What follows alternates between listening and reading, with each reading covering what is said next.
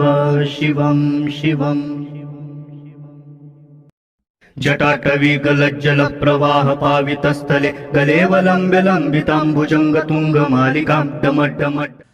ओम सर्वे भवन्तु सुखिनः, सर्वे सन्तु निरामयाः, सर्वे भद्राणि पश्यन्तु मा कश्चित् दुःखभाग् भवेत्। ये स्पिरिचुअल प्रोडक्ट्स आपको shivago.com पे ऑथेंटिक और जेन्युइन मिलेंगे। नमस्कार, आप सबका हमारे चैनल श्रीमद् होम रेमेडीज़ पर स्वागत है। हम आपको एक बहुत रहस्य की बात बताने जा रहे हैं और वो रहस्य है कृष्ण, द्रौपदी और कर्ण के शरीर से रिलेटेड।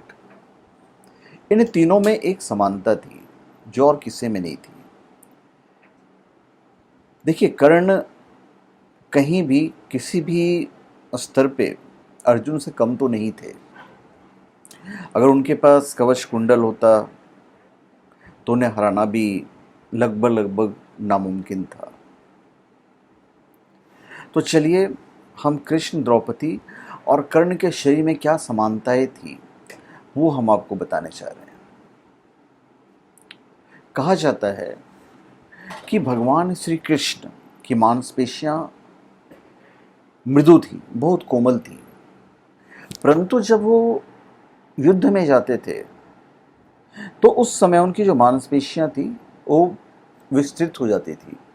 इसलिए सामान्यतः लड़कियों के समान दिखने वाला उनका लावण्यमय शरीर युद्ध के समय अत्यंत कठोर दिखाई देने लगता था।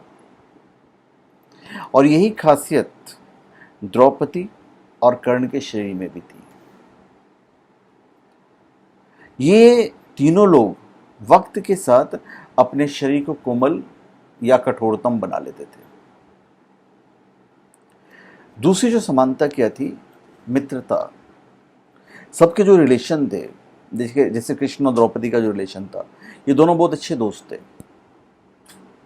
और कृष्ण ने, भगवान श्री कृष्ण ने अपनी दोस्ती आखिरी तक निभाई है। इवन जब उनका चीरहरण हो रहा था तो भगवान श्री कृष्ण ने अपनी दोस्ती निभाई वहां पे। इसीलिए सखा और सखी कहते थे एक दूसरे को। रहा कर्ण और द्रौपदी का सवाल, इनके रिश्ते।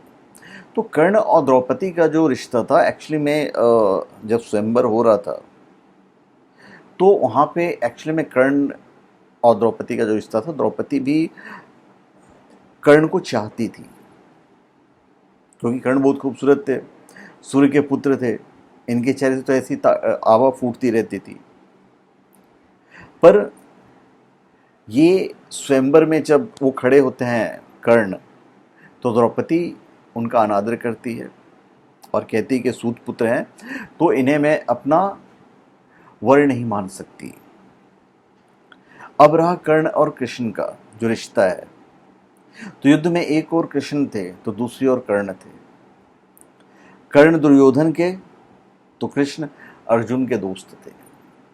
यदि युद्ध में कर्ण को असहाय स्थिति में देखकर नहीं मारा जाता तो अर्जुन की क्षमता नहीं थी कि वे कर्ण को मार देते, जहाँ तक मारने का सवाल है। देखिए, कर्ण भी बहुत बड़े योद्धा थे, इसमें कोई दो राय नहीं है। और एक समय ऐसा भी आया था विराट युद्ध के समय, जब अर्जुन अकेले इधर खड़े थे और उधर सारे के सारे योद्धा थे और वो लोग अर्जुन को जीत नहीं पाए थे। पर कर्ण भी कम नहीं थे। अगर कवच कुंडल अगर नहीं लिया जाता तो उन्हें मारना भी नामुमकिन था।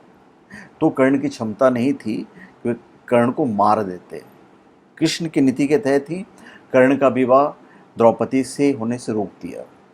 कृष्ण ने ही अपनी नीति से उनके कवच कुंडल, हथियाए और इंद्र द्वारा दिया गया एकमात्र अचूक अमोघ अस्त्र जो अर्जुन पर चलाना चाहते थे, वह घटोत्कच पर चलवा दिया था।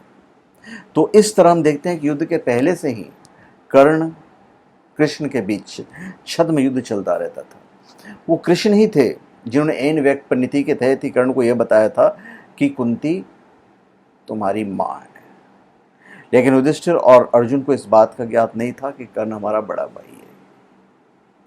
तो ये सब कॉमन फैक्टर्स थे जो कृष्ण, द्रौपदी और कर्ण में थे। तो धन्यवाद, और इस तरह से रिलेटेड भी थे। तो धन्यवाद, आप सबका हमारे चैनल पर स्वागत है।